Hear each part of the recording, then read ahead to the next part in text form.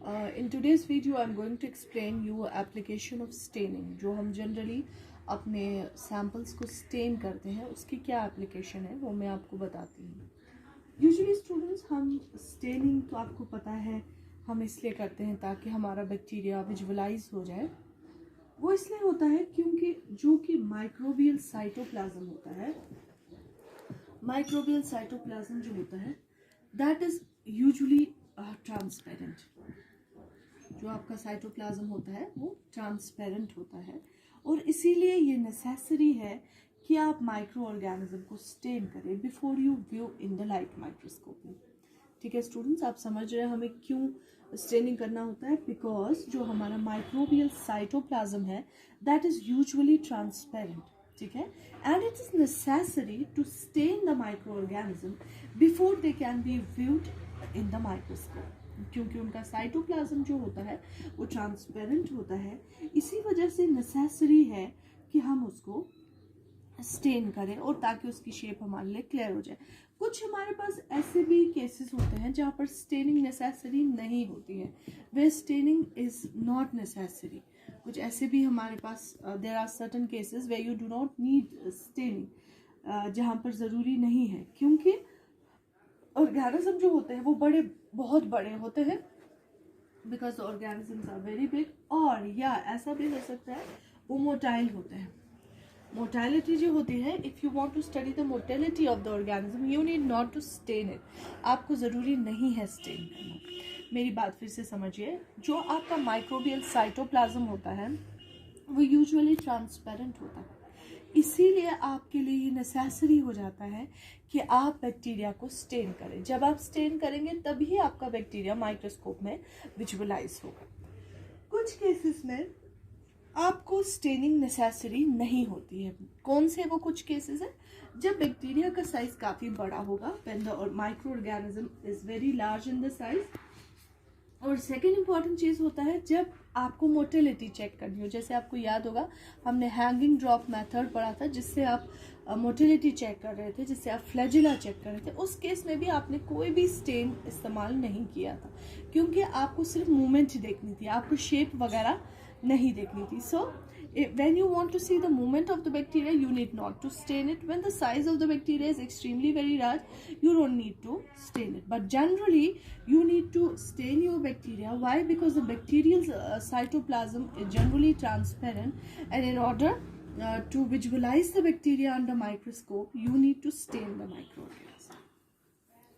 अब मैं आपको एप्लीकेशंस बताती हूँ. सबसे पहले एप्लीकेशन की जो स्टेनिंग की है, it increases staining, I mean say staining increases the visibility of microorganism being studied. तो जो भी माइक्रो ऑर्गेनिज्म आप पढ़ रहे होते हैं उसकी अगर आपको विजिबिलिटी इंक्रीज करनी है तो आपको क्या करना है, you have to stain the organism. दूसरी इंपॉर्टेंट चीज है, it is used to identify the shape of bacteria. अगर आपको बैक्टीरिया का शेप आइडेंटिफाई करना है तो आपको बैक्टीरिया को स्टेन करना पड़ेगा. It is used to determine the morphological features.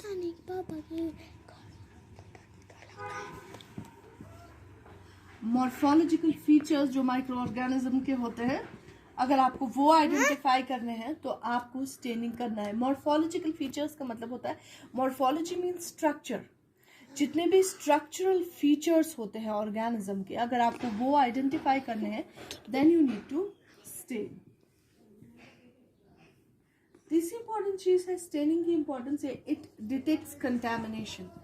अगर कहीं पे कंटैमिनेशन आपको डिटेक्ट करनी है तो आपको स्टेनिंग बहुत हेल्प करती है.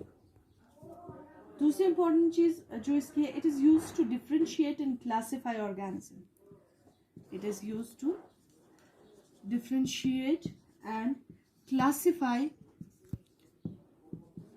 Micro organism. स्टेनिंग की वजह से ही आप ऑर्गेनिज्म को डिफ्रेंशिएट करोगे. जब आपको शेप्स पता चलेगी तभी तो आप डिफ्रेंशिएट कर पाओगे, तभी बता पाओगे कोकस कौन है, बैसिलस कौन है, स्ट्रेप्टोकोकस कौन है, स्टेफाइलोकोकस कौन है, डिप्लोकोकस कौन है. When you will identify then only you can classify.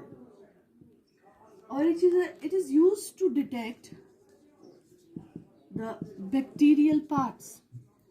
Bacterial structure parts जो होते हैं उनको भी आइडेंटिफाई करने में हेल्प करता है, जैसे कैप्सूल, जैसे स्पोर्स, जैसे फ्लैजिला, जैसे inclusion bodies. So proper identification के लिए आपको स्टेन करना बहुत ज़्यादा ज़रूरी है. ठीक है स्टूडेंट्स, पहले ही मैंने आपको बताया बैक्टीरियल साइटोप्लाज्म जो होता है दैट इज ट्रांसपेरेंट, इसीलिए नेसेसरी है कि आप बैक्टीरियल सेल को स्टेन करें.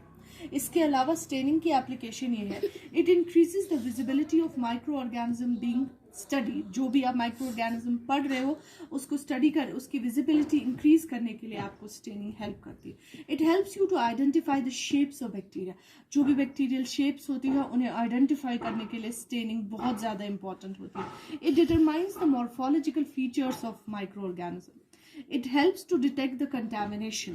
It helps to differentiate and classify microorganisms. It detects the bacterial parts, for example, capsules, spore, flagella, and inclusion bodies. Thank you.